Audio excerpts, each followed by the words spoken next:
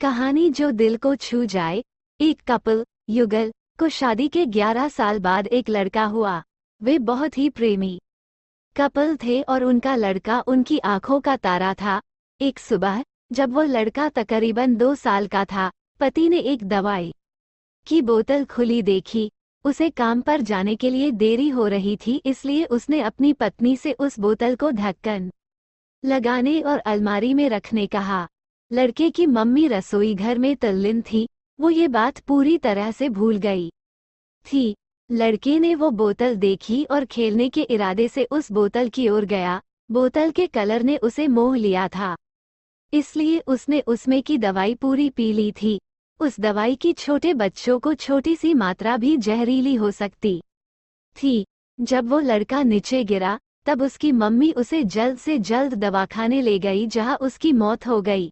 उसकी मम्मी पूरी तरह से हैरान हो गई थी। वह भयभीत हो गई थी कि कैसे वो अब अपने पति का सामना करेगी। जब लड़के के परेशान पिता दवाखाने में आए तो उन्होंने अपने बेटे को मृत पाया और अपनी पत्नी और देखते हुए सिर्फ 4 शब्द कहे। आपको क्या लगता है कौन से होंगे वो 4 शब्द?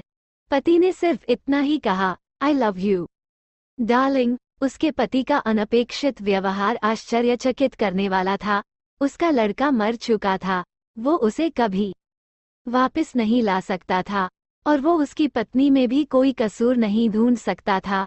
इसके अलावा आगे उसने खुद ने वो बोतल उठा के बाजू में रख दी होती तो आज उसके साथ ये सब न होता। वो किसी पर भी आरोप नहीं लगा सकता था। उसकी पत्नी ने भी उनका इकलौता बेटा खो दिया था। उस समय उसे सिर्फ अपने पति से सहानुभूति और दिलासा चाहिए थी, और यही उसके पति ने उस समय उसे दिया। कभी कभी हम इसी में समय व्यर्थ कर देते हैं कि परिस्थिति के लिए कौन जिम्मेदार है या कौन आरोपी है।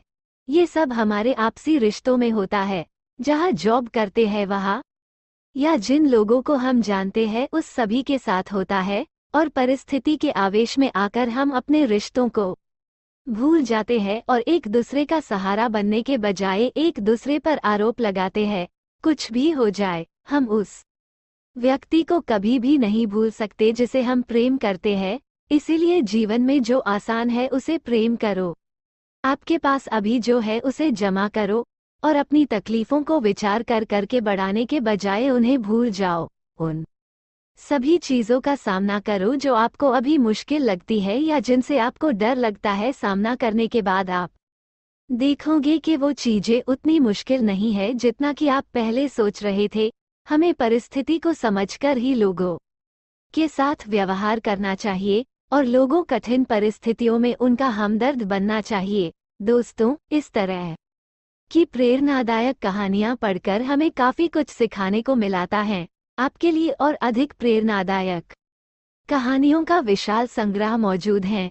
और भी इस तरह की कहानियां आपको पढ़नी है तो नीचे कमेंट्स में जरूर बताएं।